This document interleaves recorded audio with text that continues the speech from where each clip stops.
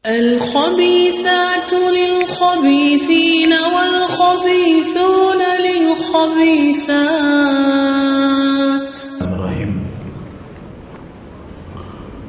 السلام عليكم ورحمة الله وبركاته.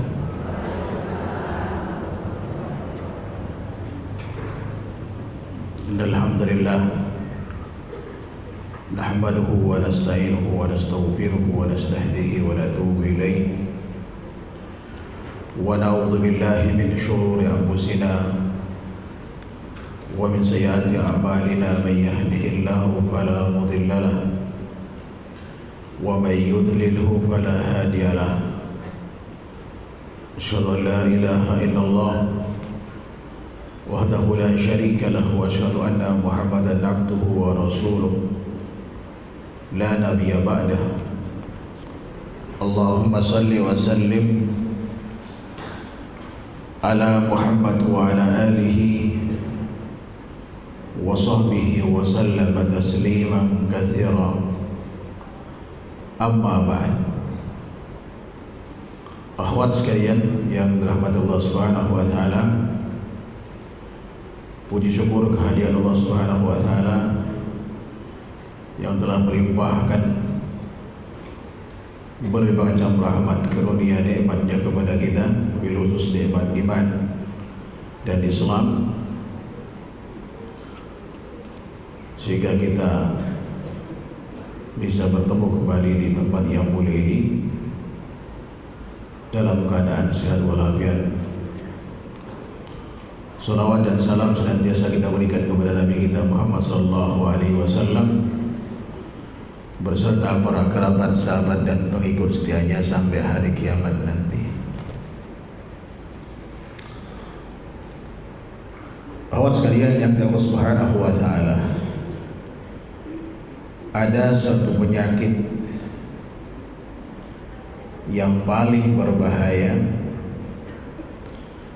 bahkan lebih berbahaya dari penyakit jantung,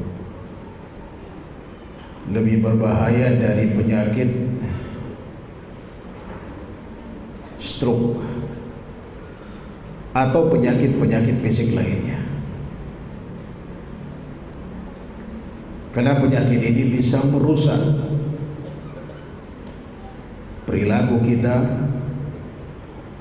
penyakit ini bisa merusak kehidupan kita, bisa merusak pertemanan kita, juga bisa merusak amal kita, bahkan bisa menjadi sebab seorang masuk neraka karenanya, yaitu penyakit riya. Oleh karenanya pada kesempatan ini kita akan bahas tema yaitu riya terselubung. Mungkin nampak orang itu solehah, nampak seorang itu saleh di depan kita, tapi sejatinya apa yang dinampakkan itu adalah bagian dari pamer show yang terselubung, yang hanya Allah yang mengetahuinya, kemudian yang bersangkutan, yang pamer, yang tahu. Tetapi kita sebagai penonton tetap menghukumi dia sebagai wanita solehah.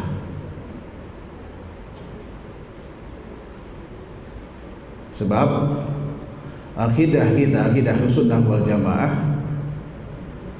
terkait dengan penilaian kita terhadap seorang itu hanya yang nampak zahirnya saja. Adapun batinnya kita serahkan kepada Allah Subhanahu wa taala. Dan riya ini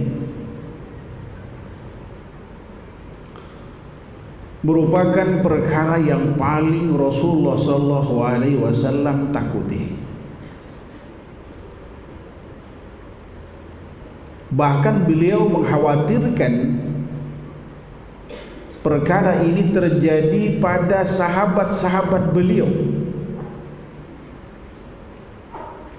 Yang kita tahu, para sahabat adalah generasi dengan iman terbaik tentunya, dengan amal yang paling sempurna dibanding dengan generasi berikutnya. Sebab Rasulullah SAW yang turun langsung membina mereka, mengoreksi kesalahan mereka, mendidik akhlak mereka secara langsung adalah Nabi kita Muhammad SAW, teladan yang paling sempurna dalam hidup kita.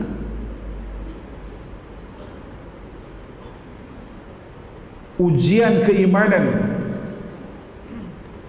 yang Allah berikan kepada mereka sejak awal mereka pertama kali memeluk Islam sampai akhir hayat mereka, nyaris tanpa putus ujian keimanan, sehingga keimanan mereka begitu membaja tertanam dalam hati mereka. Walaupun sedemikian sempurnanya apa yang dimiliki oleh sahabat Nabi SAW, Rasulullah SAW mengkhawatirkan kepada mereka terjadinya riya. Bahkan yang paling Rasulullah khawatirkan, artinya tidak ada yang lebih Rasulullah khawatirkan terjadi pada sahabat beliau selain daripada riya. Suatu hari beliau pernah mengatakan di hadapan beberapa sahabatnya, akhwafu ma akhafu alaikum asyirkul asghar. Yang paling aku khawatirkan, kekhawatiran yang akan menimpa kalian, kata Rasulullah SAW, yang paling aku khawatirkan menimpa kalian adalah syirik kecil. Seorang sahabat bertanya kepada beliau, "Qila ma huwa ya Rasulullah?" Apa yang disebut syirik kecil yang begitu mengkhawatirkan Rasulullah SAW? Beliau menjawab saat itu, ar-riya, yaitu riya. Bahasa kita riya itu adalah pamer. Apa yang nampak dari seorang, dari perbuatan seseorang itu, dohirnya itu tidak lebih baik daripada batinnya. Beda dengan ikhlas. Kalau ikhlas itu batinnya itu lebih indah dibanding dengan yang ia tampakkan. Makanya kalau orang ikhlas dalam beramal, dia cenderung sederhana, dia tidak pamer, tidak update status tentang amal yang ia lakukan. Beda dengan yang suka pamer. Karena di samping pamer, dia menampakkan perbuatan itu di hadapan orang yang melihatnya dan juga ingin didengar beritanya, baru kemudian kena penyakit sum'ah. Biasanya orang itu tidak puas dengan pamer, maka dia upload di YouTube gitu kan, jadi YouTuber. Bahkan aktivitas kesehariannya, ini penyakit baru. Jadi YouTube sekarang itu menjadi media pamer dan sum'ah paling menguntungkan. Apalagi kalau subscribernya sampai 10 juta, mungkin 300 juta per bulan dapat kan. Apapun yang diminta oleh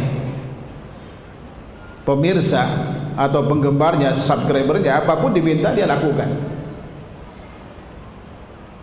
walaupun di luar kebiasaan mereka. Dan tidak tertutup kemungkinan itu terjadi pada kita.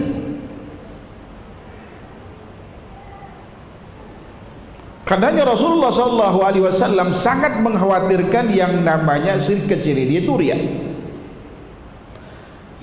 Kenapa Rasulullah SAW sangat mengkhawatirkan riya itu pada para sahabatnya? Sebab riya ini bisa merusak kehidupan kita dan perilaku kita, bahkan rumah tangga kita. Mohon maaf ini, coba misalkan kalau orang yang sering pamer ketika beli barang baru, pasti pengen pamer. Yang tadinya tidak rajin ngaji, tiba-tiba rajin ngaji. Kenapa? Karena baru beli tas baru. Coba lihat, atau mungkin di antara kita ada yang mengalami itu, atau bahkan mungkin jadi rutinitas kita. Tiba-tiba kawan kita yang tadinya nggak pernah ngaji sibuk nanya jadwal pengajian di mana aja. Itu pun yang paling banyak ibu-ibunya untuk saw kan? Kenapa? Karena baru beli tas fosil baru.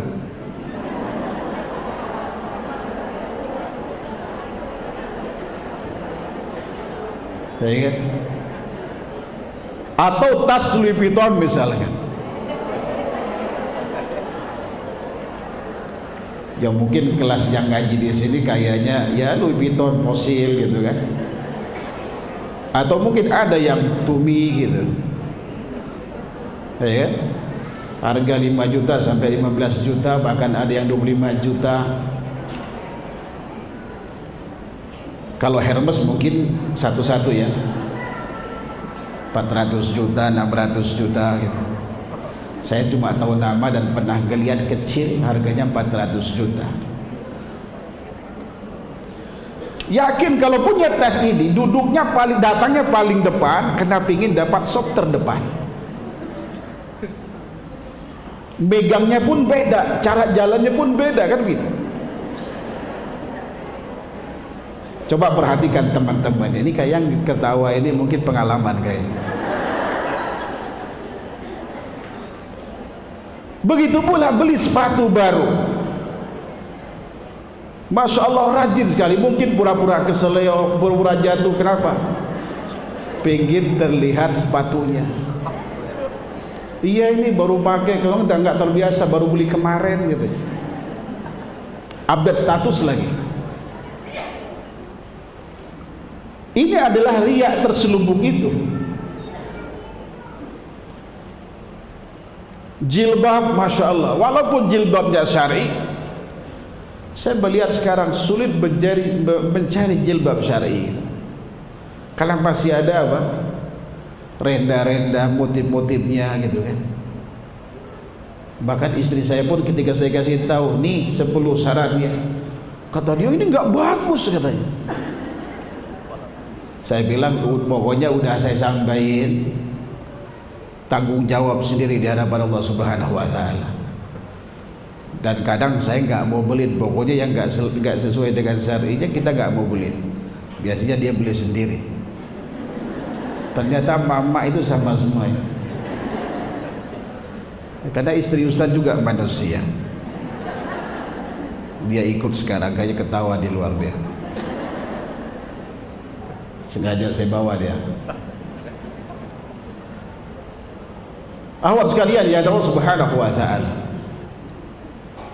Bahkan orang yang seperti ini biasanya tidak cukup hanya dengan satu koleksi tas. Biasanya bajunya sejumlah tas, sepatunya sejumlah tas, karena harus matching warnanya.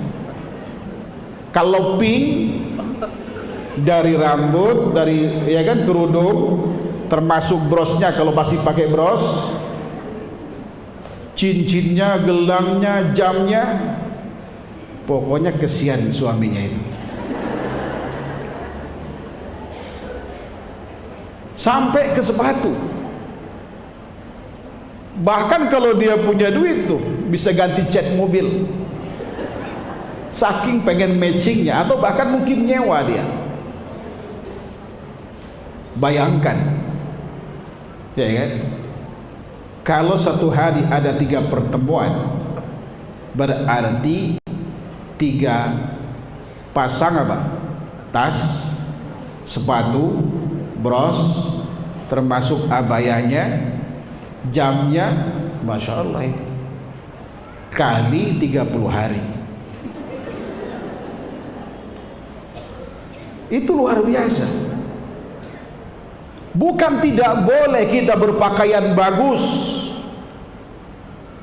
bukan tidak boleh kita berpakaian yang mahal. Sebab Rasulullah SAW pernah menegur seorang sahabat, dia kaya tapi pakaiannya itu sangat sederhana. Apa kata Rasulullah pada beliau? Tunjukkan bekas nikmatmu, tunjukkan bekas nikmat Allah padamu. Disuruh pakaian yang bagus. Namun yang paling penting di situ bukan untuk pamer, bukan untuk pamer.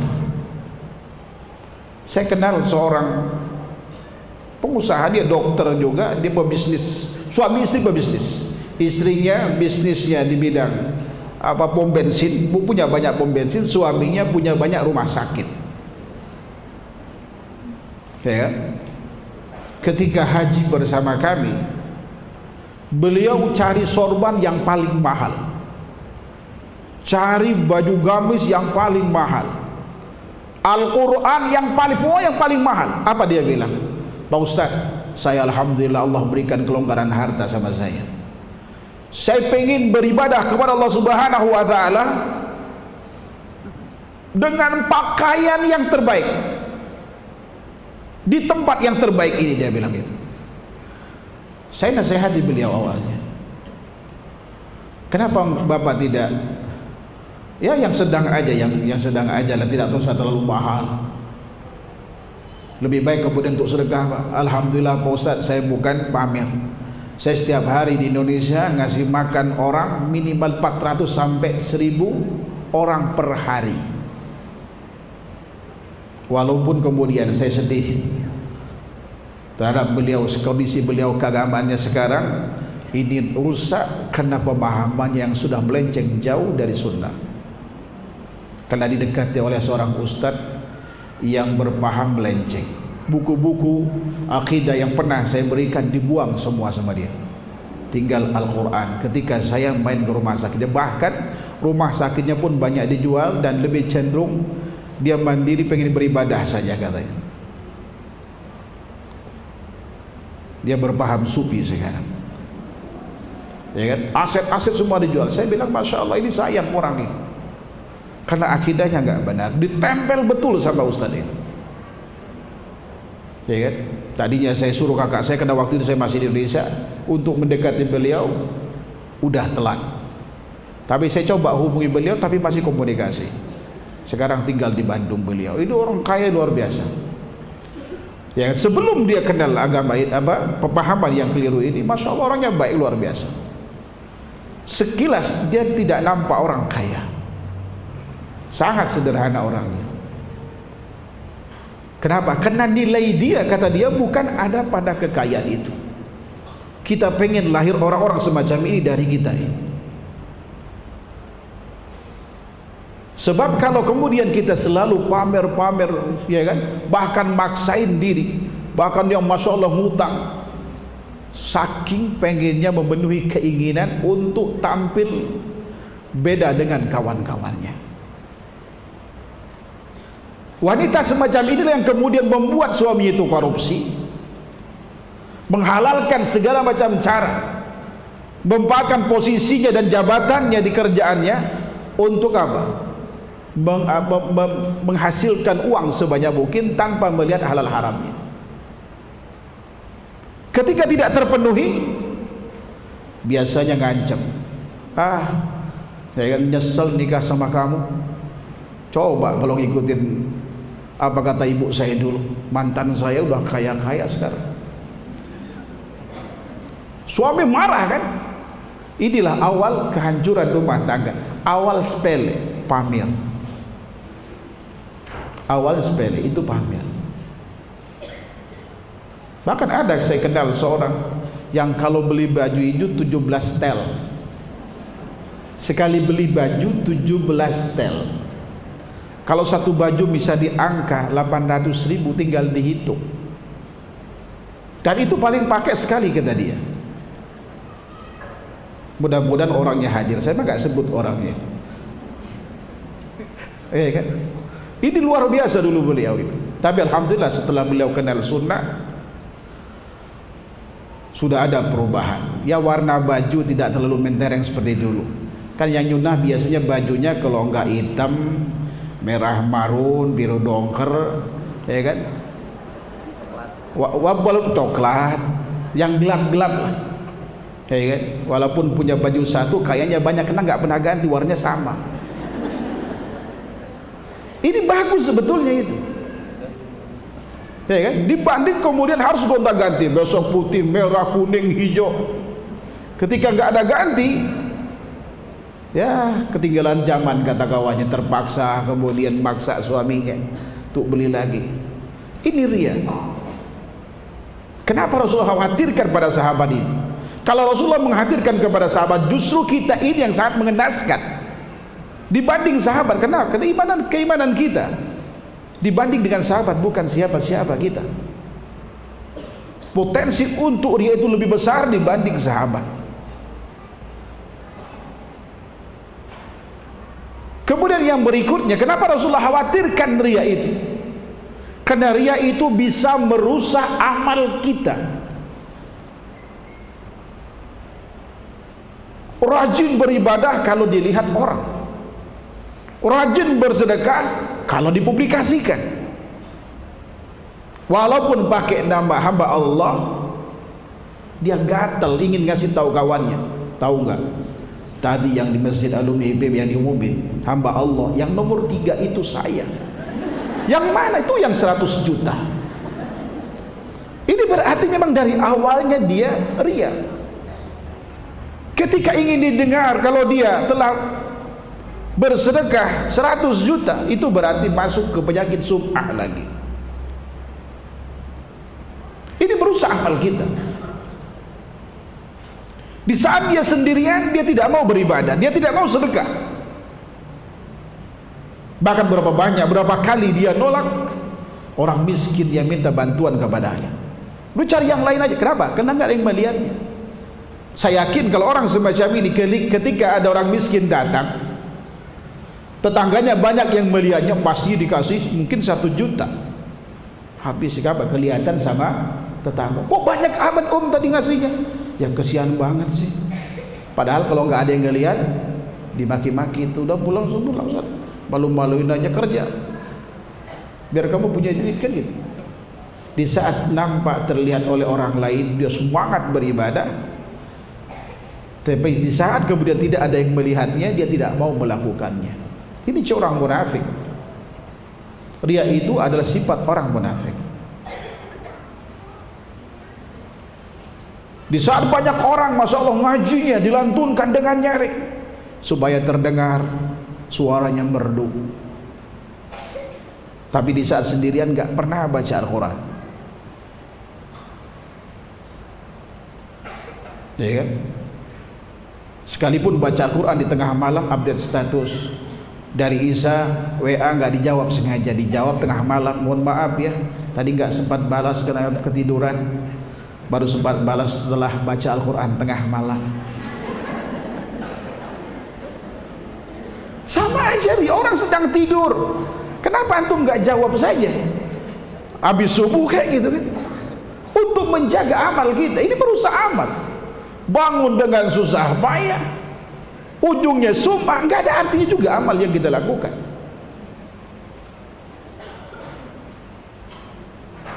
Ya kan? Ketika bangun malam berhasil tidak menjawab SMS tengah malam, tapi pagi-pagi ketika pergi ngaji ke tempat, kok kelihatan lemes banget. Iya nih, tadi malam saya tahajudnya terlalu lama. Ini riya terselubung. Aslinya memang dia pengen pamer.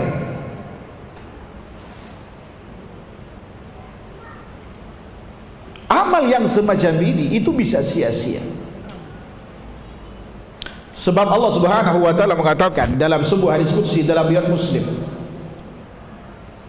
"Ana aghna syuraka 'an syirik," kata beliau. Man amila amalan asyraka fihi ma'i ghairi taraktu wa syirkah. Saya adalah zat yang tidak butuh sekutu, kata Allah Subhanahu wa taala. Allah itu Maha Esa, tidak butuh tandingan, tidak butuh sekutu. Barang siapa yang melakukan suatu amal, kata Rasulullah SAW, kata Allah Subhanahu wa taala, dia menyekutukan aku dengan yang lain di dalamnya, taraktuhu wa syirkah, aku tinggalkan dia dan sekutunya. Amal itu menjadi sia-sia kemudian. Seluruh amal apapun yang kita lakukan, di saat kita melakukannya itu dalam rangka pamer, maka amal itu tidak ada pahalanya. Karena kita telah mendapatkan apa yang kita inginkan di dunia, yaitu berupa pujian dari orang yang kita harapkan pujiannya.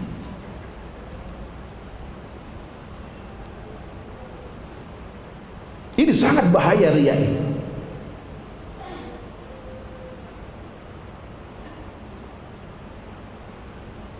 Bahkan kemudian riya ini bisa menjadi sebab seorang masuk neraka karenanya. Ada hadis yang diriwayatkan oleh Imam At-Tirmidzi dan yang lainnya dari sahabat mulia Abu Hurairah radhiyallahu ta'ala anhu.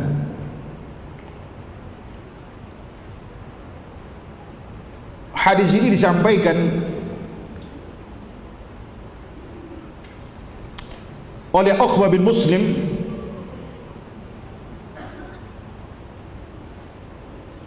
dari Al-Asbahi ketika dia masuk ke kota Madinah. Tiba-tiba ada pemandangan yang tidak lazim. Ada seorang yang dikerumuni banyak orang. Lalu kemudian dia bertanya kepada orang yang mengerumuninya, "Man hada?" Siapa orang ini? Mereka menjawab, "Faqalu Abu Hurairah." Dia adalah Abu Hurairah, sahabat Nabi SAW. Lalu beliau mendekat dengan Abu Hurairah sampai persis berada di hadapan beliau.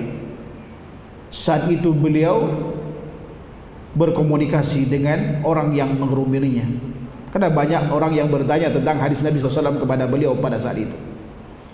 Ketika beliau berdiam sejenak, aku berkata kepadanya, "As'aluka bihaqqin wa bihaqq." Saya ingin tanya, ya kan? Saya ingin tanya sesuatu padamu, katanya. Suatu hadis yang pernah kau dengar dari Rasulullah sallallahu alaihi wasallam, yang kamu masih ingat dengan kuat dan kamu memahaminya. Faqala Abu Hurairah, saat itu Abu Hurairah berkata, saya akan lakukan.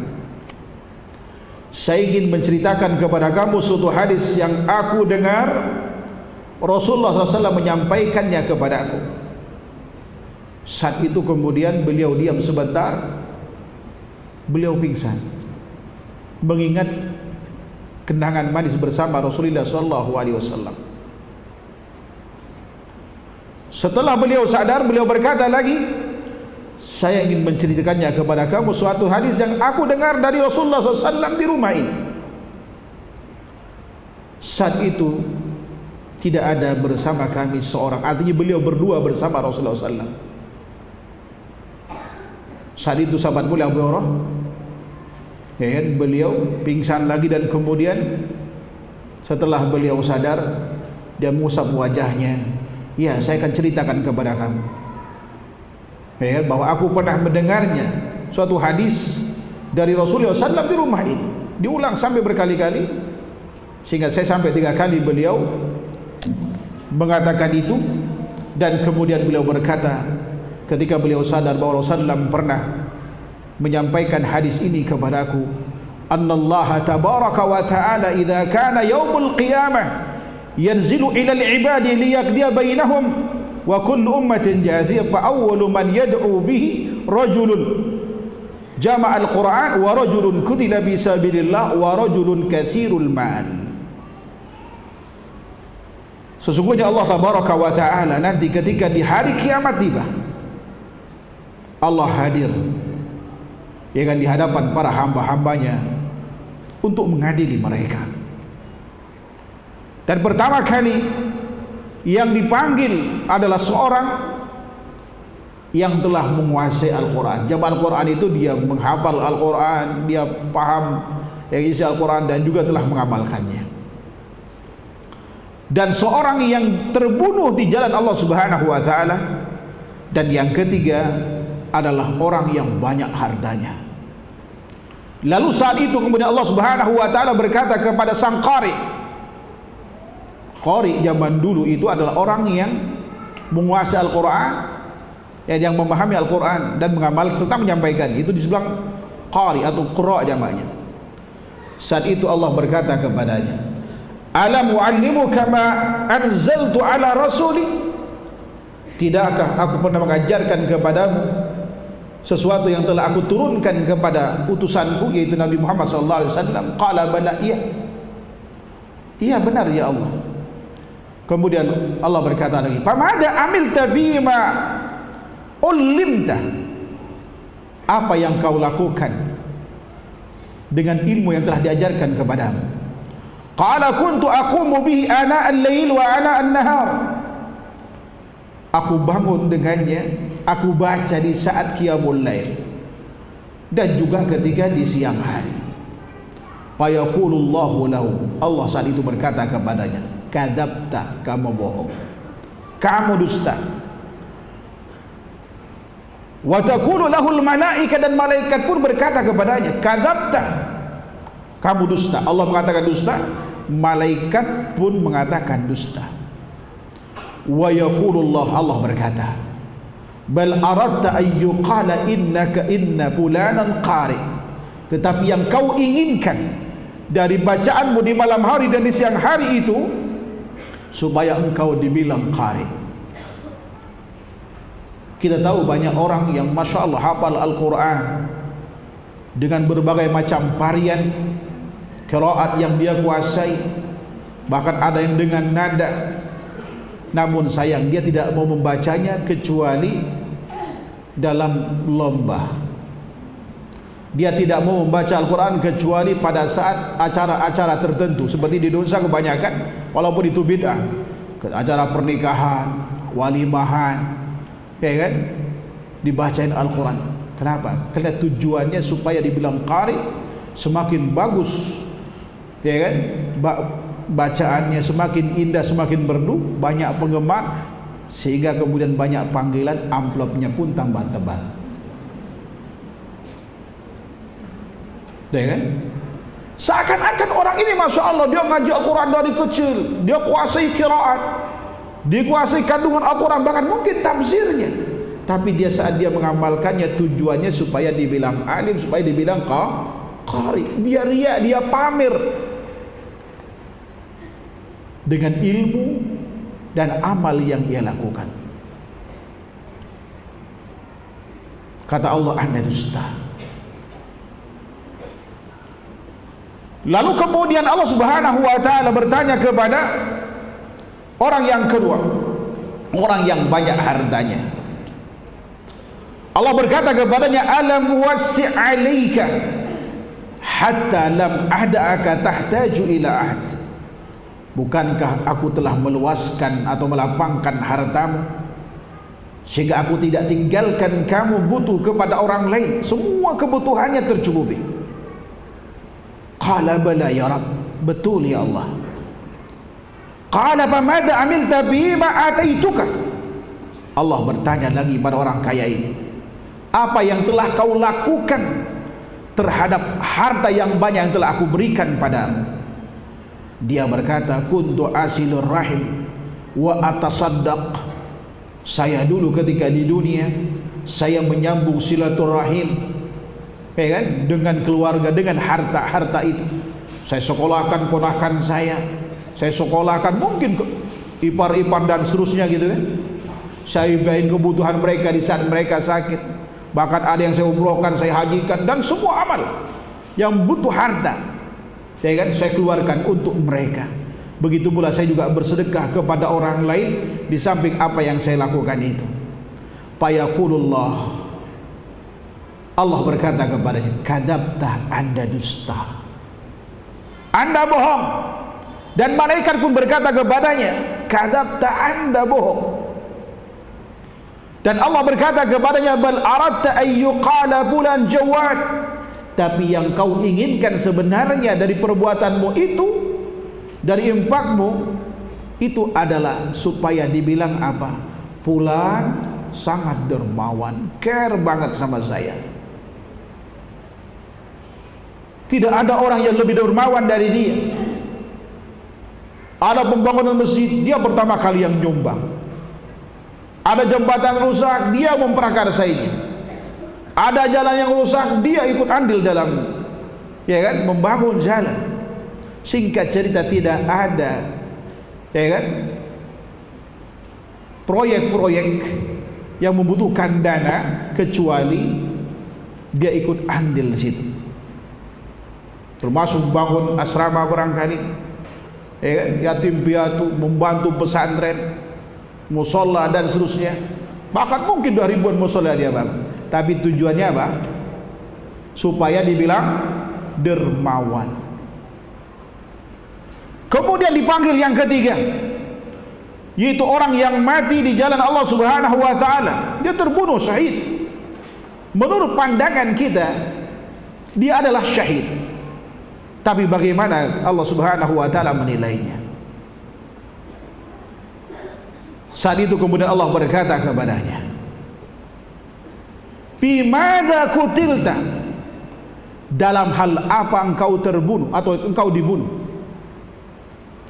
Fayaqul umirtu bil jihadi bisabilik, aku diperintahkan untuk berjihad, berjuang di jalanmu ya Allah, dalam rangka membela agamamu ya Allah.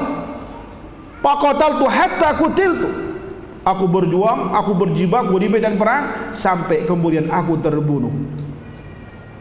Fayaqulullahu ta'ala kadzabta, dusta kamu katanya. Wa taqulu lahul malaika, malaikat pun berkata kepadanya, kadzabta, Anda dusta. Kemudian Allah berkata, bal aradta ayyuqal fulanun jari, kamu terbunuh, kamu masuk ke medan perang, tujuanmu bukan untuk membela agama Allah, tetapi supaya dibilang pemberani. Dan kau telah mendapatkan itu. Faqad qila dzalik, oh fulan pemberani. Sehingga kemudian dia tidak mendapatkan apa-apa, ya kan, di akhirat. Summa daraba Rasulullah sallallahu alaihi wasallam ala rukbati, kemudian Rasulullah menepuk-nepuk punggungku. Kata sahabat mulia Abu Hurairah radhiyallahu anhu, faqal ya Aba Hurairah, ulaika thalathah awwal khalqillah tusa'ar bihimun nar yaumal qiyamah. Wahai Abu Hurairah, 3 orang tadi yang tersebut tadi adalah mereka adalah makhluk Allah yang paling pertama dengannya dinyalakan api neraka nanti di hari kiamat, waliyadzubillah. Dari sini, dari hadis ini menunjukkan betapa bahayanya riya, ya kan? Betapa bahayanya riya. Orang untuk membaca Al-Quran, menguasai Al-Quran, mendalami Al-Quran dan mengamalkan itu tidak mudah.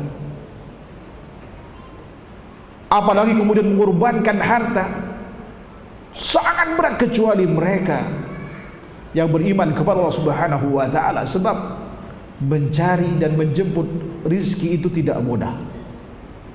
Kita harus banyak mengorbankan waktu, tenaga, pikiran, bahkan keluarga. Terkadang kita korbankan untuk meraih itu, sehingga sulit kemudian mau berkorban. Di saat kemudian dia menginfakkan hartanya bukan karena Allah, maka sia-sia sebagaimana orang yang membaca Al-Quran tadi.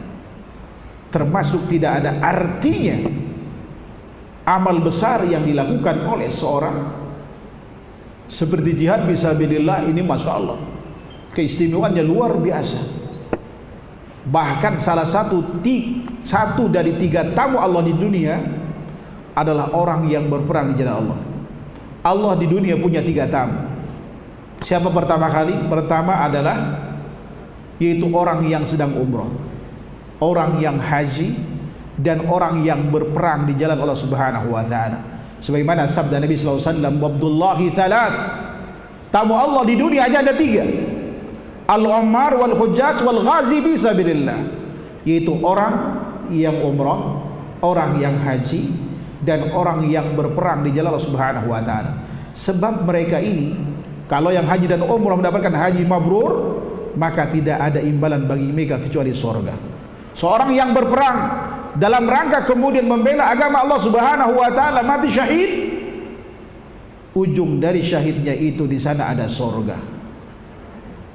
Amal yang cukup besar, namun kemudian karena terbesit dalam hatinya supaya dibilang pemberani, supaya dibilang kemudian dermawan, qari, alim, dan seterusnya, maka sirna seluruh amal yang telah dia lakukan, dan itu memuskan harapan untuk masuk surga, bahkan menjadi sebab dia masuk neraka. Kenapa? Karena dia tidak menginginkan dari semua amal yang dilakukan itu kecuali pujian dari manusia, dan itu didapatkan di dunia. Waqad qila dzalika, kata Allah Subhanahu wa taala, itu telah didapatkan mana? Telah dikatakan di dunia.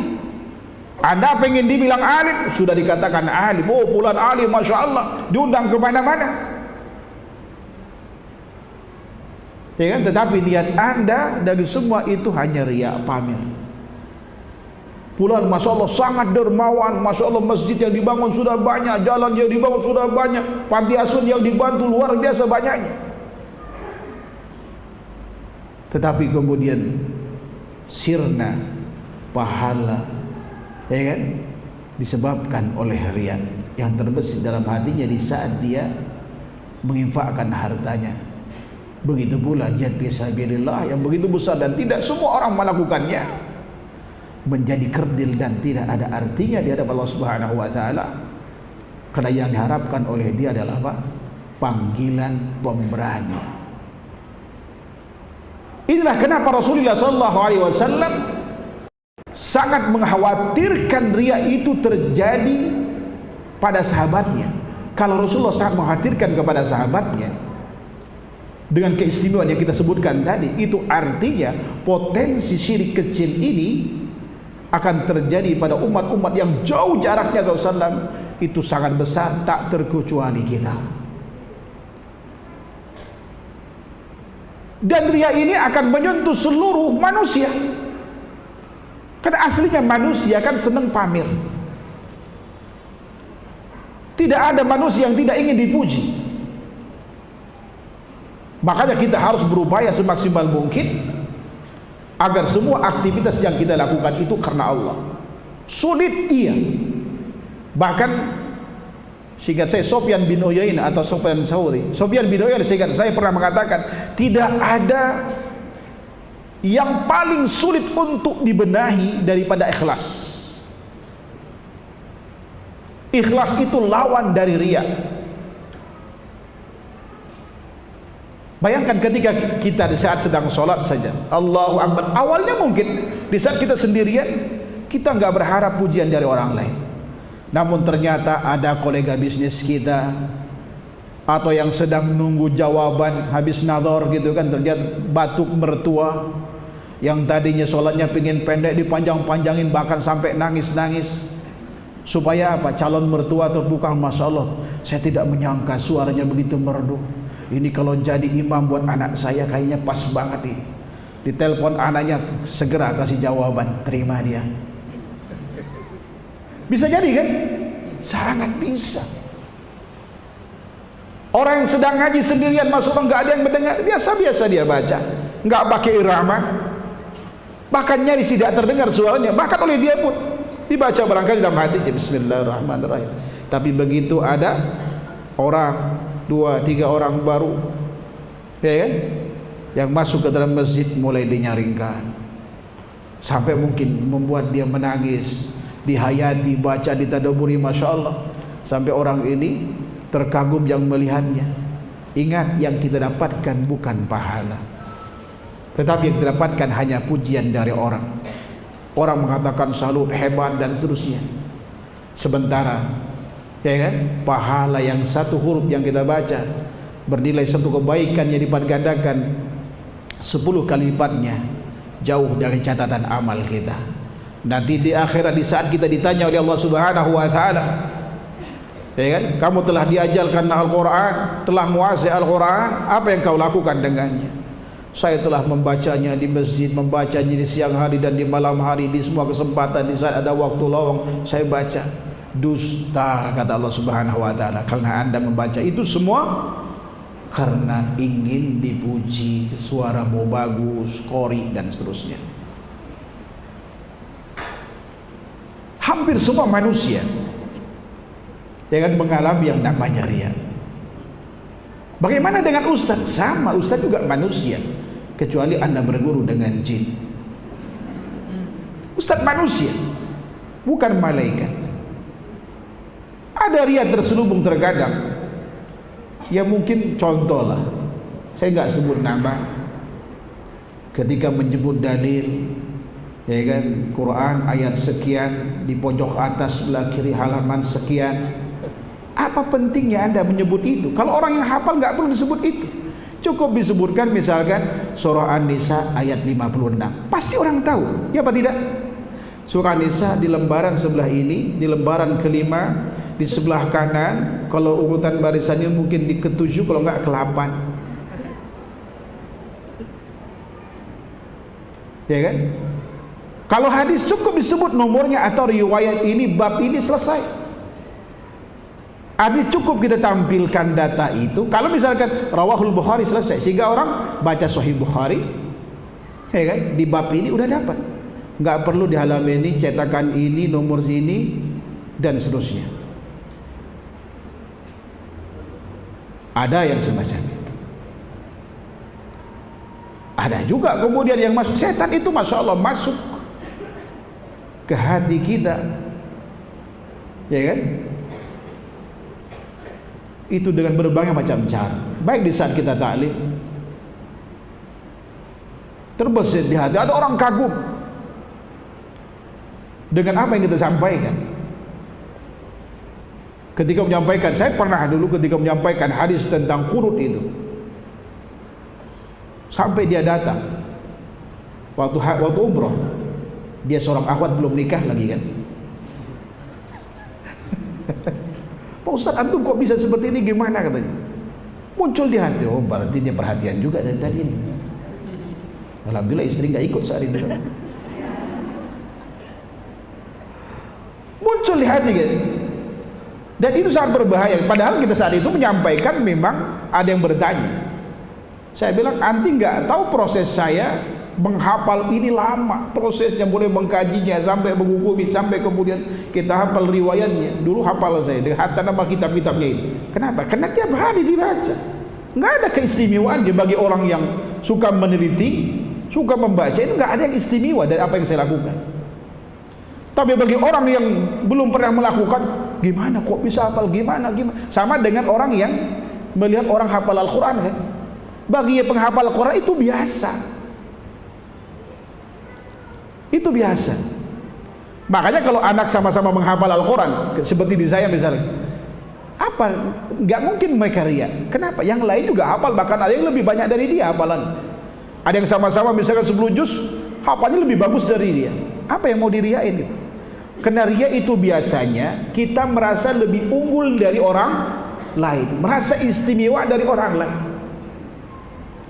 Makanya kalau kemudian kita ria itu disebabkan pakaian, disebabkan tas fosil yang mahal tadi, ya kan? Ketika ngaji ke alumni IPB jangan bawa itu, bawalah tas yang biasa saja gitu. Tapi bisa jadi di saat sederhana itu terbesit dalam hati, setan goda lagi. Kamu orang tahu kamu kaya, tapi pakaian sederhana kan, supaya kelihatan tuh lihat, ya kan? Dia kaya banget aja sederhana penampilannya. Ria nggak? Ria juga sama. Susah kan? Saya bawa salah seorang pengusaha tahun 2008, tahun 2007, 9 orang dia umroh, satu grup.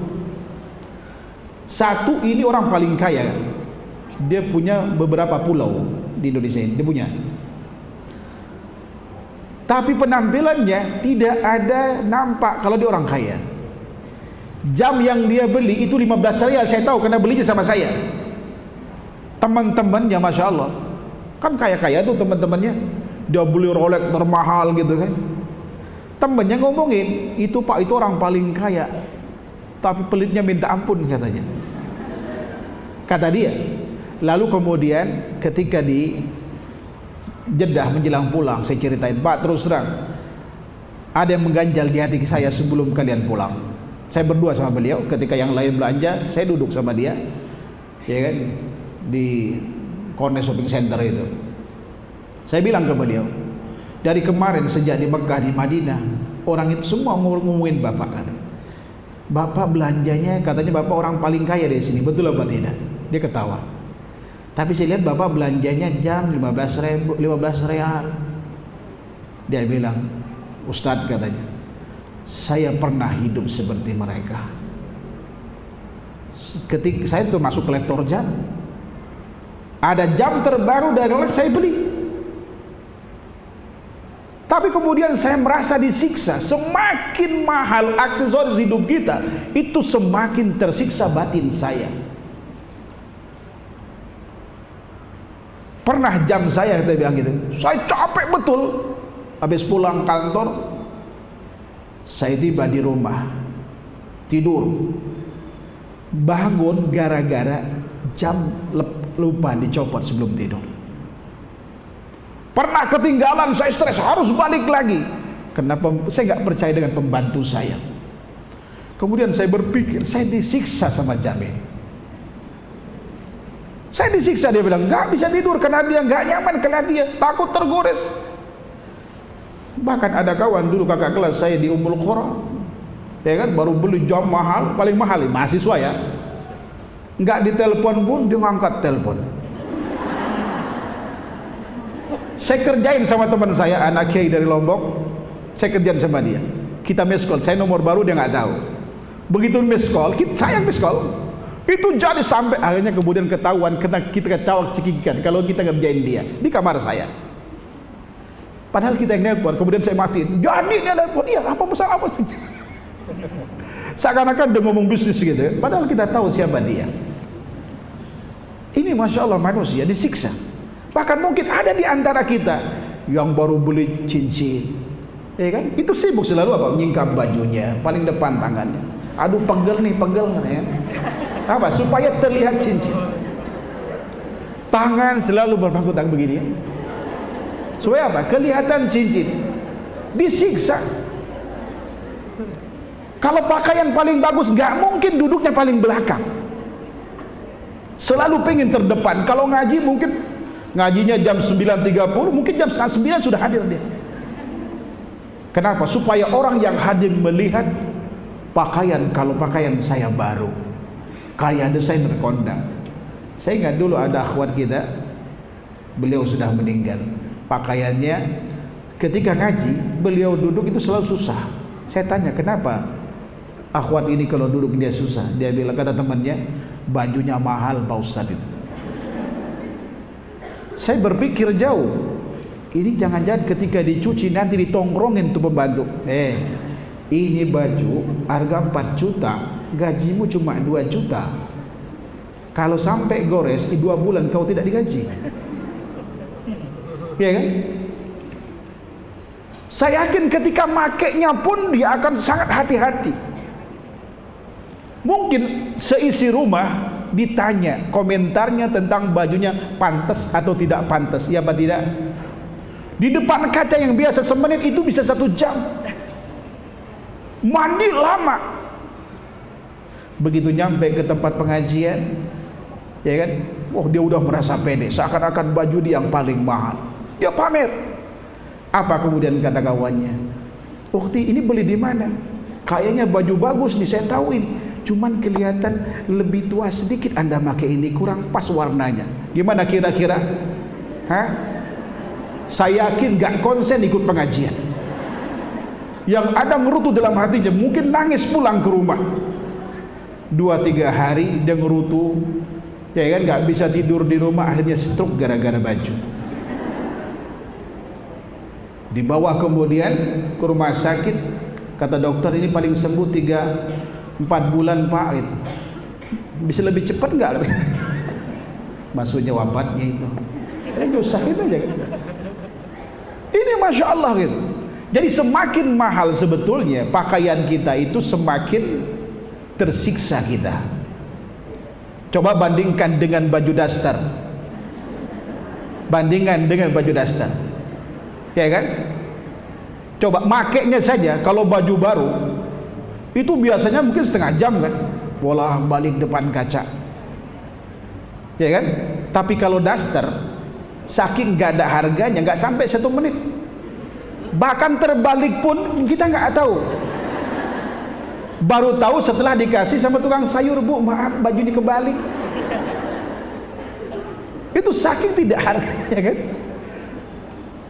Tapi mau tercoret, bau, ya kan, ternoda, nggak ada artinya bagi kita, karena kita bisa beli lagi. Ingat, kalau kita berharap pujian dari orang lain, mungkin 1-2 kawan kita memuji kita, tapi setiap orang itu punya penilaian yang berbeda-beda. Maka siap-siaplah Anda yang suka ria, suka pamer, itu sakit hati. Tetapi kalau kita menggunakan pakaian yang bagus, mewah dan seterusnya, itu karena Allah ingin menunjukkan bekas nikmat Allah yang Allah berikan kepada kita, itu tidak masalah. Mau dipuji, mau tidak dipuji, tidak akan membuat kita sakit hati karenanya. Kenapa? Karena kita memakainya karena Allah Subhanahu wa ta'ala. Oleh karena itu, ya kan, harus segera kita akhiri, ya kan, sifat pamer ini. Walaupun memang berat. Muncul pertanyaan, kalau tadi kita katakan Rasulullah SAW itu mengkhawatirkan sahabat, ya kan, pamer dalam amal yang mereka lakukan, tentu lebih mengkhawatirkan kepada kita. Dan ria itu masuk ke semua orang. Mungkin kita pernah mengalaminya, bahkan mungkin sampai saat ini. Pertanyaannya, sebabnya apa sih? Sebabnya apa? Sebab paling umum adalah karena lemahnya iman kita kepada Allah, lemahnya iman kita kepada yaumil akhir. Maka solusi dari ria ini adalah tingkatkan kualitas iman kita kepada Allah Subhanahu wa ta'ala. Dan kita hanya berharap pujian dari Allah Subhanahu wa ta'ala dari semua aktivitas yang kita lakukan, dan itu memang tuntutan iman kita kepada Allah Subhanahu wa ta'ala, di mana salah satu dari 3 cara kita mengesahkan Allah Subhanahu wa ta'ala adalah mengesahkan Allah dengan segenap perbuatan kita, yang sering dikenal dengan istilah tauhid uluhiyah.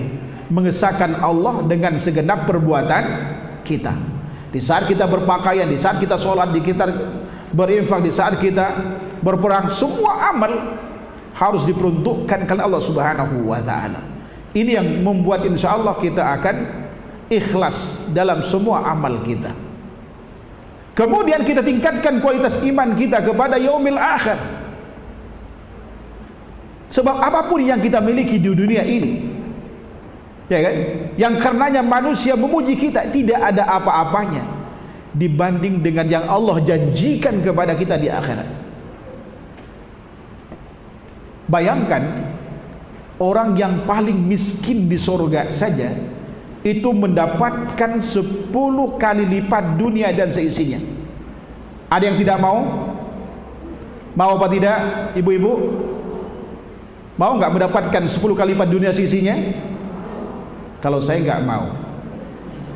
Kenapa demikian? Karena orang yang mendapatkan 10 kali lipat dunia dan seisinya itu di surga adalah orang yang terakhir keluar dari api neraka. Ada yang mau?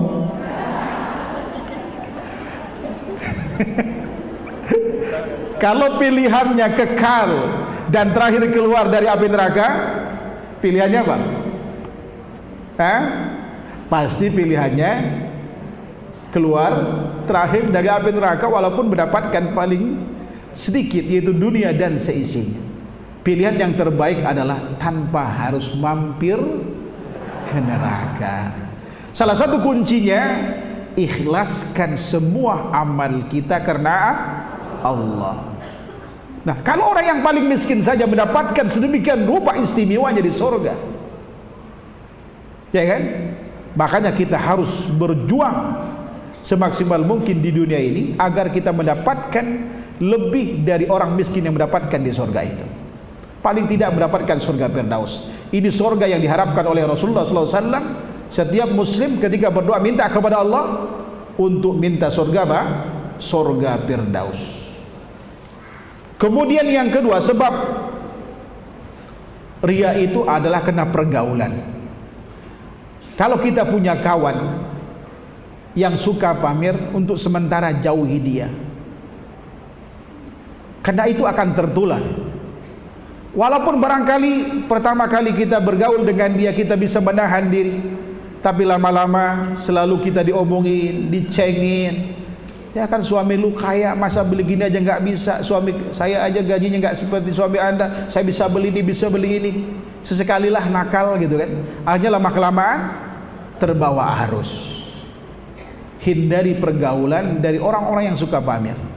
Makanya Rasulullah mengatakan, apa kata Rasulullah SAW? Al-mar'u ala dini khalili falyandur ahadukum ila man yukhalilu. Ya, seorang itu tergantung pada agama temannya. Maka perhatikan siapa yang bakal menjadi teman kita. Maka bertemanlah orang yang tidak suka pamer. Banyak kok orang yang kaya yang tidak suka pamer, banyak. Justru itu membuat kita kagum. Apalagi dia solehah misalkan. Kita bukan siapa-siapa secara ekonomi dibanding dia, tapi masya Allah dia orangnya tawadhu. Kalau dia nyumbang nggak ada yang tahu. Nampak sekilas dia tidak pernah menyumbang, tapi masya Allah dia menyumbang melalui perantara kawannya, ingin menjaga hatinya, ingin menjaga supaya kemudian tidak nampak pamer. Dia berharap hanya pujian dari Allah Subhanahu wa taala. Dan kita harus ingat, di saat kita ingin pamer, kita berharap pujian dari orang itu, kita harus tahu apakah orang yang kita harapkan pujian itu lebih mulia dari kita? Belum tentu kan? Belum tentu dia lebih mulia dari kita. Oleh karena kenapa kita harus berharap pujian dari dia? Yang kita harap itu adalah pujian Allah Subhanahu wa taala, apapun kemudian kata orang.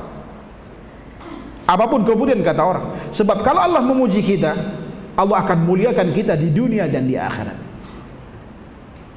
Allah akan muliakan kita di dunia dan di akhirat. Kalau kemudian sebab kita ria adalah kena lingkungan kita, tadi kalau teman, pertemanan, individu, kalau lingkungan kita hidup mayoritas misalkan itu orang borjuis, orang-orang kaya, ya kan, kita terbawa arus, maka sebaiknya kemudian rumah yang kita miliki di situ barangkali tidak kontrakin, beli kemudian di tempat lain yang sekelas dengan kita. Ya kan, yang sekelas dengan kita. Kalau sekelas dengan kita, kita tidak akan bisa pamer. Apa yang dibanggakan kita dari yang lain? Karena yang lain juga bisa melakukan hal yang sama. Karena orang bisa pamer itu karena dia merasa lebih dari orang lain itu. Atau kemudian hidup bersama orang-orang yang hidup sederhana. Ya kan? Yang mungkin itu lebih bahagia dibanding kehidupan kita yang serba wah. Jangan dikira orang yang tidak punya harta tidak bahagia. Saya ingat dengan ikhwan yang kemudian taubat, saat dia kaya, masya Allah dia menyepelekan kakak kandungnya, ya kan, yang miskin. Habis sih kalian terlalu ekstrim terhadap agama Islam. Makanya kalian miskin, kata. Enak kayak saya ini, kata dia. Hidup enak, semua enak, katanya. Tapi dia nggak tega, tetap selalu bantu gitu kan. Qadar Allah, setelah 5 tahun kemudian dia kenal sunnah. Dia baru merasa bahagia hidup itu setelah kenal sunnah. Yang tadinya nggak pernah sholat jadi sholat, nggak pernah tegur dengan karyawannya, dia masalah negur dan perhatian. Baru kemudian dia bilang ke kakaknya, kenapa kakak nggak ngasih tahu dari dulu? Bukan nggak ngasih tahu dari dulu, bukankah kamu kami ajak kemudian kamu marahin kami, bahkan menghina kami? Ternyata kata dia baru merasa ayah dari anaknya, merasa suami dari istrinya, anak dari orang tuanya dihargain oleh karyawan di saat kemudian apa? Di saat dia kenal agama. Dia hidup sederhana, masya Allah, alhamdulillah. Ya, ini yang kita harapkan bersama. Karena kalau kita pamer, yang ada kita nggak bisa tidur di saat orang tidak muji kita. Kenapa? Kurang apa saya? Padahal ya kan, pakaian saya udah bagus, ini semua bagus. Kok tidak muji? Dasar syirik, suudzon. Ya kan? Lalu kemudian nanya, kenapa sih dia kok benci banget sama saya? Akhirnya jadi ghibah. Itu sebabnya apa? Riya. Riya tidak akan melahirkan kecuali adalah ya kan, hal negatif terhadap kita, baik terhadap amal kita, perilaku kita, hidup kita. Oleh karena kita harus jauhi.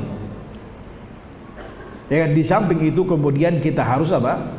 Banyak-banyak berdoa kepada Allah, sebab dia ini juga termasuk takdir Allah Subhanahu wa taala, dan kita minta perubahannya kepada Allah. Sebab Rasulullah pernah mengatakan, la yudal qadaru illa doa, tidak ada yang bisa menolak takdir kecuali doa. Kita minta kepada Allah hati yang ikhlas, hati yang tulus dalam semua tindak tanduk kita, dalam hidup kita, agar kemudian kita terhindar dari riya. Ini barangkali yang bisa saya sampaikan pada pertemuan ini. Mudah-mudahan Allah Subhanahu wa taala memberikan hidayah taufiknya kepada kita sehingga kita mudah terhindar dari riya di semua aktivitas kita dan dalam kehidupan kita. Amin ya rabbal alamin. Wallahu ta'ala alam. Assalamualaikum Ustaz. Pak Ustaz mau tanya, jika kita sedekah ikut kajian, update status dengan tujuan agar teman-teman bisa ikut, apakah itu termasuk riya? Tergantung niat.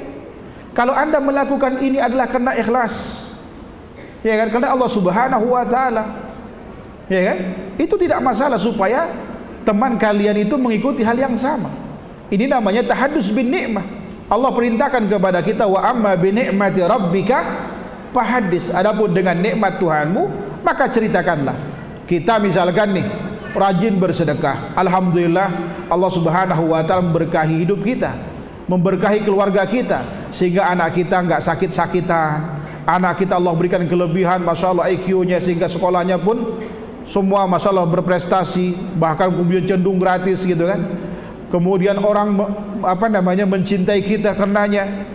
Kita cerita sama kawan kita, alhamdulillah dulu saya sebelum banyak sedekah saya tidak seperti ini, alhamdulillah Allah memberikan keberkahan dalam hidup kita. Ayo rajin-rajin bersedekah. Niatnya itu memotivasi kawan supaya mau bersedekah. Ini riya apa tidak? Tidak. Itu perbuatan mulia, tidak masalah. Karena Allah katakan, wa amma bi ni'mati rabbika fahaddis. Bagaimana setelah kajian foto di masjid kemudian diposting di medsos? Bagaimana kalau majang status kajian di medsos? Kalau foto-foto, ya kan, itu banyak tujuannya, ya kan. Pertama, supaya kelihatan walaupun kita gaul, orang yang juga termasuk orang yang rajin ngaji, pamer juga kan. Itu tidak boleh, ya kan. Kan pada akhirnya banyak orang komentar, kawan-kawan komentar. Lalu kemudian yang kedua, bagaimana kalau majang status kajian di medsos? Kalau status kajian misalkan posternya itu ditaruh sebagai DP, tidak masalah. Insya Allah hadir, yuk teman-teman hadir, ngajak, nggak masalah. Ayo merapat ke kajian di alumni IPB, ya silakan, tidak ada masalah. Tapi yang kedua tidak ada masalah. Yang pertama adalah masalah, karena ngapain harus kita posting? Ya kan? Tidak perlu kita posting, tidak perlu kemudian kita sebarkan, dan khawatir itu kena ain. Apalagi misalkan punya pakaian yang bagus gitu kan, punya paras yang misalkan nggak pakai cadar, kelihatan nampak wajahnya, lalu kemudian Ya kan? Ada orang yang mungkin sihir bisa masuk di situ, ain bisa masuk di situ, tiba-tiba kita sakit karenanya. Jangan pernah majang foto di medsos, baik foto kita, foto anak kita, ya kan? Karena itu sebab anak itu kena ain, kena ain. Termasuk kemudian rumah pun tidak boleh di posting di medsos. Kenapa? Karena ain itu bisa kena rumah, bisa kena manusia. Tiba-tiba terbakar, yang selalu disalahkan arus pendek listrik misalkan, itu bisa sebab kena ain, ya kan? Bisa kena ain. Wallahu ta'ala alam.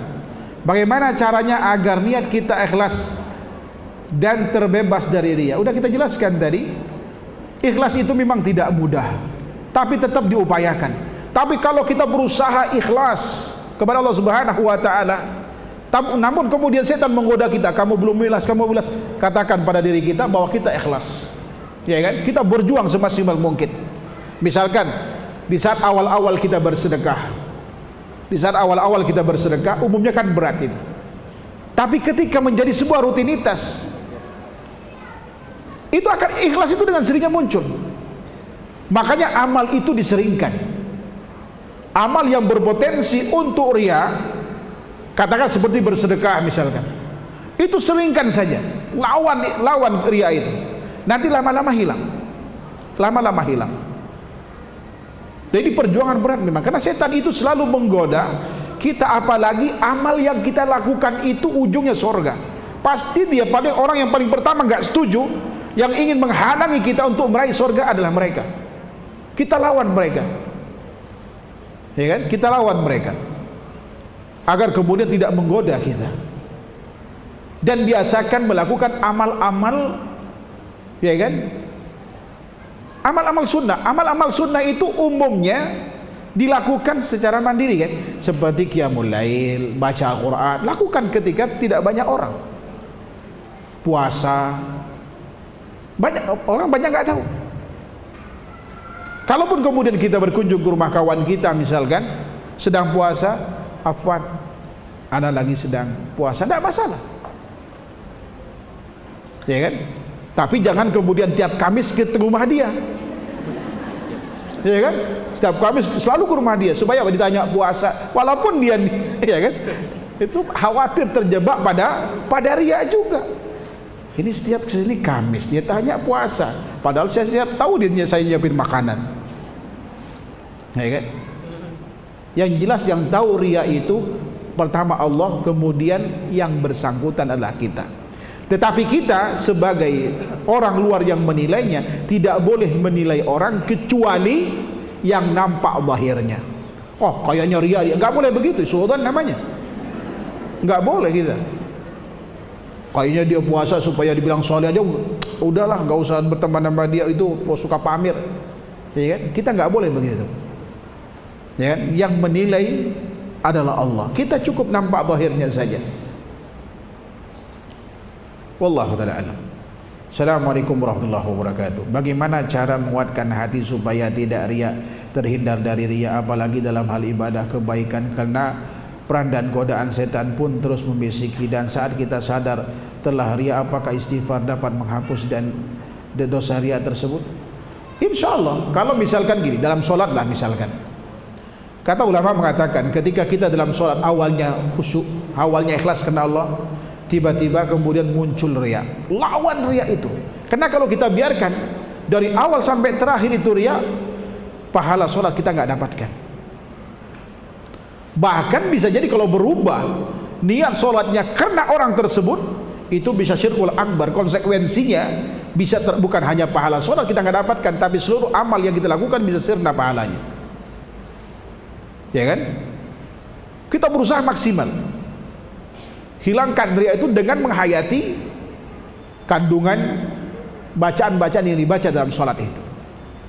Atau ketika misalkan kita sedang baca Al-Quran muncul riya, kalau riya jadi disebabkan karena ada suara kita yang merdu, pelanin. Kalau sulit kemudian misalkan barangkali pada saat itu terhindar, ya kan, dari riya tersebut, karena yang datang adalah orang yang memang kita sering berharap pujian dari orang itu, carboklah barangkali, berhentilah dari baca Al-Quran pada saat itu. Nanti baca lagi di saat dia sudah tidak ada. Kita berusaha maksimal. Ya kan, di samping dengan cara tadi berdoa kepada Allah Subhanahu wa taala, tingkatkan kualitas iman kita kepada Allah, iman kita kepada yaumil akhir, agar kemudian riya itu sedikit demi sedikit terkikis. Walaupun berat, ya kan? Insya Allah bisa diupayakan. Bukan suatu hal yang mustahil. Ikhlas itu, ya kan, bagi kita. Wallahu ta'ala. Apakah boleh memposting tentang ibadah di media sosial dengan niat fastabiqul khairat, menginspirasi teman saudara, ajakan dengan halus? Ya kalau niatnya seperti ini, alhamdulillah tidak masalah. Misalkan gini, kan ada tipikal orang yang kalau diminta dana dia nggak mau, ya kan? Kita sudah baca karakter dia misalkan. Mungkin kita tampilkan donasi kita, misalkan orang yang sedang butuh bantuan sangat, lalu kemudian kita foto, lalu kemudian kita bilang ini sedang butuh donasi, seperti itu misalkan. Sepanjang kemudian itu niatnya adalah supaya orang yang tadi itu, yang kita kirim kepadanya itu postingan tersebut, supaya melakukan hal yang sama, itu mulia, tidak masalah. Intinya di hati, membedakan ikhlas tidak kan hati. Selama kita bisa ikhlas dengan postingan itu, silakan. Ya kan? Tapi kalau misalkan cukup sekali, ya cukup saja sekali, tidak perlu berkali-kali. Karena ada orang itu yang kemudian mau berbagi, ya kan, mau melakukan hal yang sama setelah tahu dia keistimewaannya. Saya ingat pernah ditelepon sama suami seorang akhwat ya. Dia ngaji lama sama kita. Dan kata suaminya, istrinya itu pelitnya luar biasa. Dan dia bela-belain, Masya Allah, sampai mau membantu mu'allaf yang ada di Ambon sana. Ketika di Ambon, dia bilang, Pak Ustadz, alhamdulillah kami tiba di Ambon sekarang. Ya kan, ada mu'allaf yang perlu bantuan pada saat itu, dibina oleh seorang ustadz di sana. Minta bantuan ke saya untuk cari donatur. Saya suruh sana ke dia, sama istri di sana. Dia bilang, Pak Ustadz, gimana cara antum menasihatin istri saya? Kok tumben-tumbenan mau dia, katanya. Suatu hari pernah memang bertanya dalam kajian, dia punya mertua yang kalau misalkan beliau beli mobil, mertua harus mobil baru juga gitu. Kalau beli tas, harus beli tas baru juga. Saingan lah gitu kan. Lalu saya bilang sama dia, usia anti berapa? Waktu itu seingat saya 36 tahun. Kalau anti meninggal sekarang, harta anti banyak, siapa kira yang menikmatinya? Ya anak saya banyak, Pak Ustaz. Siapa kira? Saya bilang gitu, hanya anak anti, saya bilang gitu. Bisa jadi harta anti nanti jadi rebutan keluarganya, saya bilang gitu. Anti belum meninggal saja, apa yang anti ceritakan itu terjadi pada di anti kan, apalagi anti meninggal. Belum lagi kemudian suami nikah lagi. Ada jaminan suami Anda tidak nikah lagi? Dia ketawa. Oleh karena itu, habiskan uang Anda itu buat yang bermanfaat untuk akhirat Anda. Saya bilang masjid saya, ya kan, masjid saya itu nggak ada karpetnya. Oh siap Ustadz, kita ukur nanti, katanya. Masya Allah, orang ini kemudian dia gemar bersedekah. Ya kan? Awalnya memang sulit bagi dia, tapi karena kita tidak tahu keistimewaan sedekah apa, kita tahu Masya Allah keistimewaan sedekah itu luar biasa.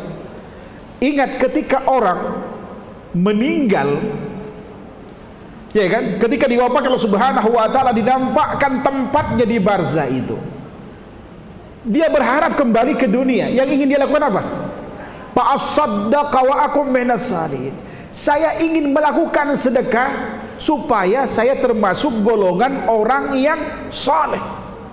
Berarti bersedekah itu adalah pekerjaan orang yang saleh. Amal yang sangat besar, yang sangat dirindukan.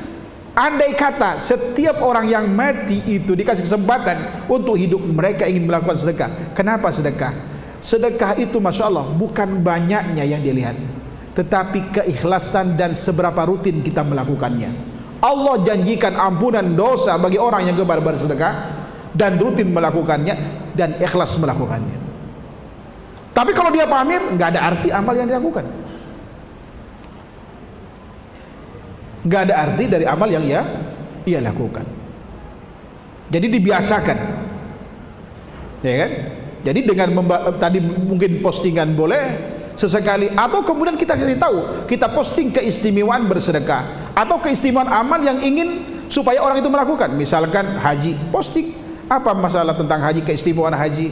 Atau misalkan sholat, posting keistimewaan sholat. Siapa tahu dengan itu dia tergerak untuk melakukan sholat, melakukan zakat, melakukan amal-amal yang selama ini barangkali tidak dilakukan oleh dia. Jadi nggak selamanya harus postingan itu berupa foto kita gitu kan. Atau kemudian pengalaman hidup kita, semakin dekat kepada Allah Subhanahu wa taala, semakin terasa bahagia, semakin bermakna hidup. Ada seorang Masya Allah artis ya, yang kemudian setelah dikasih penyakit oleh Allah Subhanahu wa taala, dia Masya Allah menyatakan keislaman dengan lantang yang umum tidak dilakukan oleh artis manapun. Apa yang membuat kamu bisa bertahan? Apa dia bilang? Ketika saya galau, apa yang saya baca? Al-Quran dengan tegas. Biasanya kan disamarkan kitab suci gitu kan. Ini enggak, Al-Quran. Saya tawakal kepada Allah. Ditanya jodohnya bagaimana? Allah yang semua mengatur itu. Saya punya rencana, toh pada akhirnya saya cerai juga sama istri kan. Itu karena Allah Subhanahu, ini yang terbaik dari Allah Subhanahu wa taala. Ini Masya Allah gitu. Setelah dia tahu tentang keistimewaan amal yang ia lakukan. Kemudian yang selanjutnya, Assalamualaikum warahmatullahi wabarakatuh. Apakah betul kalau akhwat tidak boleh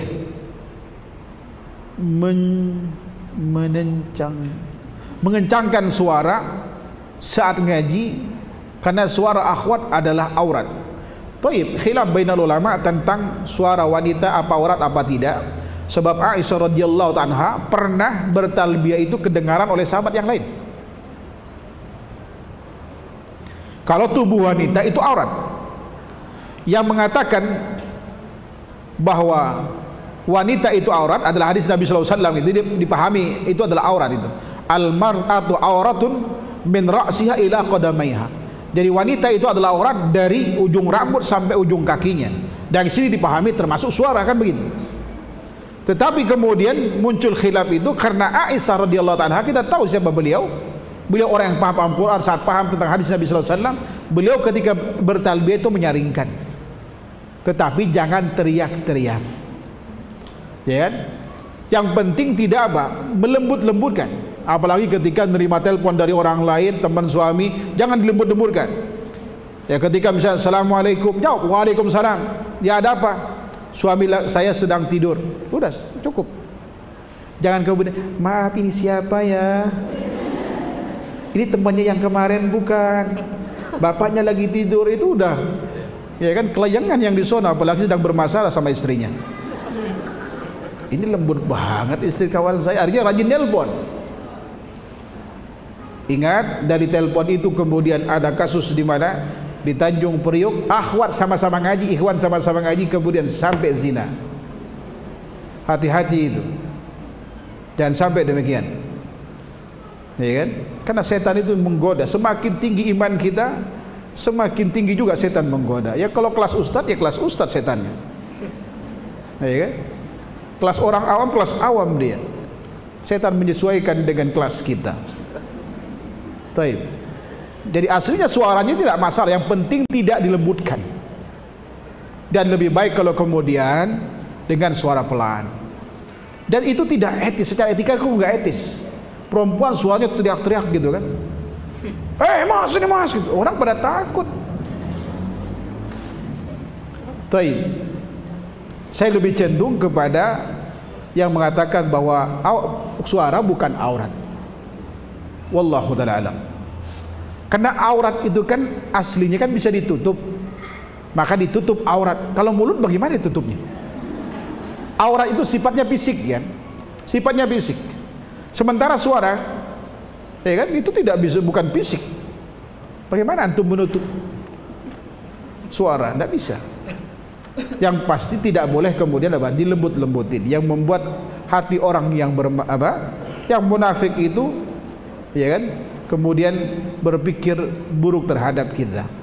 Wallahu ta'ala alam. Saya bertanya karena saya kalau ngaji di rumah biasa suara saat ngaji saya kencang lebih nyaman, tidak berniat ria. Ya tidak masalah. Saya termasuk orang yang kalau ngaji nyaring, karena kalau dipelanin itu bisa ngantuk. Apalagi kemudian kalau menghafal Al-Quran itu kan nyaring itu bisa fokus gitu.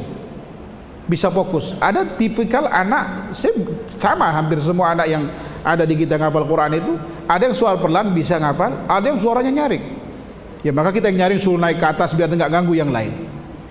Sepanjang kemudian tidak ada niat ria, tidak masalah. Tapi ingat kalau kita ngaji misalkan di masjid, walaupun terbiasa nyaring, ketika ada orang sholat jangan dinyaringkan. Sebab Rasulullah pernah negur sahabat pada saat i'tikaf itu, dinyaringkan suaranya, ada orang sholat disuruh direndahkan suaranya sama Rasulullah sallallahu alaihi wasallam. Wallahu ta'ala alam.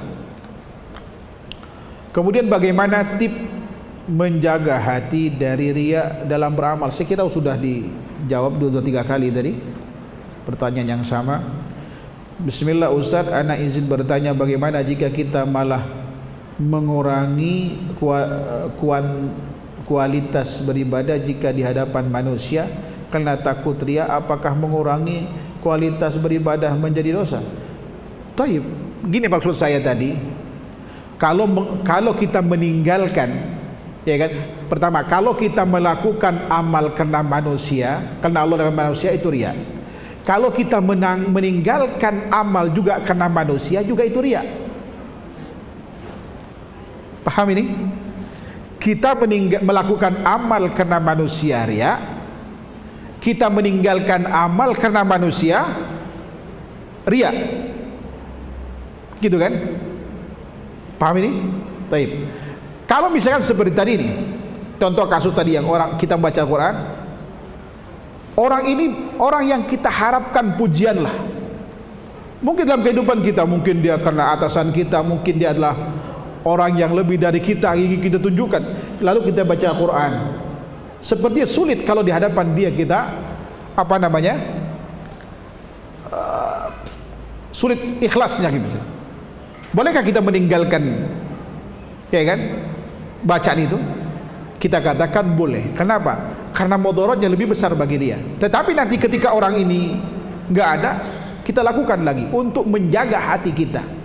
Tapi kalau sejak awal, ya kan, setiap kali ada orang ini kita meninggal, tidak, itu berarti kita meninggalkan amal karena orang tertentu, itu berarti juga riya. Tapi kalau untuk menghindari sesaat, itu tidak masalah, ya kan, untuk menghindari perbuatan riya, agar kemudian amal yang kita lakukan itu tidak sia-sia. Ya, berarti kita meninggalkannya karena Allah.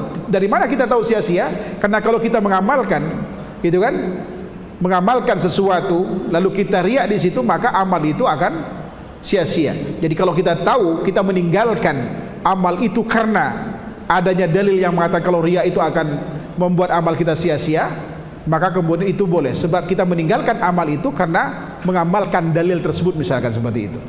Wallahu ta'ala alam.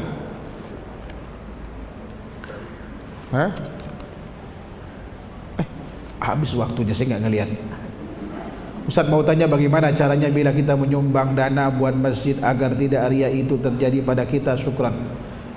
Ya titipkan ke kawan, atau kemudian minta rekeningnya, atau kan biasanya kan ada donasi kalau di masjid, biasanya kan ada rekeningnya. Udah nggak usah kasih tahu, nggak usah kemudian minta konfirmasi, nggak usah konfirmasi. Hamba Allah, selesai. Ya kan? Jangan kemudian juga sibuk misalkan, Pak udah masuk apa belum? Kalau kemudian sudah masuk, sudah insya Allah udah masuk gitu. Ya kan? Taib. Jadi sebisa mungkin kita melalui perantara orang lain, kalau memang tidak terbiasa, ya kan, tidak bisa ikhlas kalau kita lakukan sendiri, sebaiknya kita titipin sama orang lain. Wallahu ta'ala alam. Ustaz, misal saya update status tentang tahsin kajian dengan tujuan memotivasi orang lain untuk tahsin kajian, ya ini enggak masalah, sama dengan yang tadi. Yang penting kita tidak ada niat riya. Bagaimana dengan pamer yang bukan bersifat ibadah, misalnya jalan-jalan ke luar negeri, apakah itu termasuk berdosa? Ya berdosa, apalagi safar tanpa mahram wanita gitu kan, jelas itu berdosa. Kemudian itu pamernya dari unjuk apa? Harta. Ya kan? So, udah ke sini, itu bukan lagi pamer, itu ujub dan kemudian juga sombong. Itu lebih bahaya lagi. Ya kan, Rasulullah SAW mengatakan, Allah Subhanahu wa taala berfirman bahwa al-kibriya'u ridai wal 'azamatu izari man nazani min ahdi ma adkhaltuhu an-nar wala ubali atau kama qala alaihi wasallam. Allah mengatakan dalam sebuah diskusi, kesombongan itu adalah pakaianku, keagungan adalah sendangku. Barang siapa yang melepaskan salah satunya dariku, aku kemudian lemparkan dia ke neraka dan aku tidak akan menggubrisnya. Bahkan Rasulullah mengatakan, la yadkhulul jannata man kana bi qalbi misqala dzarratin min kibar. Tidak akan masuk surga orang yang masih terdapat dalam hatinya kesombongan walaupun sebesar durrah, yaitu atom. Kalau masih ada kesombongan, dia tidak masuk surga katanya. Karena kesombongan itu milik Allah Subhanahu wa taala, kita enggak pantas sombong. Karena manusia ini makhluk yang sangat lemah. Kita senyum saja butuh bantuan orang lain. Apa yang kita sombongkan? Karena kalau kita senyum sendirian itu artinya Anda gila, enggak ada berharga lagi. Bismillah, bagaimana hukumnya jika kita berhijab syar'i masih bermodel dan berwarna dengan niat memotivasi para wanita muslimah lain yang masih belum berpakaian syar'i? Dari sisi niatnya tidak ada masalah, tapi dari sisi pakaian yang bermodel warna-warna jelas menyelisih syariat. Ini dua hal yang berbeda. Anda berhijab, bermodel dan seterusnya, niatnya ikhlas karena Allah, Anda tidak terjebak dalam perbuatan dia, alhamdulillah, bagus. Tapi kemudian warna yang bermotif-motif itu menyelisih syariat, Anda berdosa karenanya. Ya kan? Anda berdosa karenanya. Ya mungkin kalau di awal-awal, apakah bisa ditolerir? Misalkan ada orang yang baru kenal sunnah, orang kaya, ya kan, yang terbiasa bahkan mewah, ya kan, yang bermotif-motif, lalu kemudian tetap bermotif-motif, lalu kemudian bertahap gitu kan, jilbabnya tetap lebar dan seterusnya, lalu kemudian kita nasihatin. Mudah-mudahan tidak masalah, ini tahapan, tahap demi tahap, karena orang meninggalkan frontal itu agak susah ya, apalagi kemudian dia masih berinteraksi dengan kawan-kawan lamanya. Seiring dengan waktu mungkin sambil mengaji, insya Allah mudah-mudahan kita menjadi sebab orang ini mendapatkan hidayah Allah, termasuk dari sisi pakaiannya, ya kan. Jadi kalau Anda yang berpakaian seperti itu ya jelas tidak boleh, ya kan. Dari sisi niatnya tidak masalah, insya Allah nggak ada riaknya, tapi masalah dari sisi pakaiannya menyelisihi, ya kan, pakaian syar'i yang disyariatkan. Wallahu taala alam. Ini barangkali yang bisa saya sampaikan, kurang lebihnya mohon maaf. Sekalian saya umumkan, tanggal 3 November kita ada kajian tentang manajemen konflik ya dalam keluarga di Hotel Alia itu, sambil bawa biodata yang belum nikah. Nah, yang belum menikah bawa biodata, janda-janda ataupun yang perawan atau yang punya anak silakan bawa ke sana.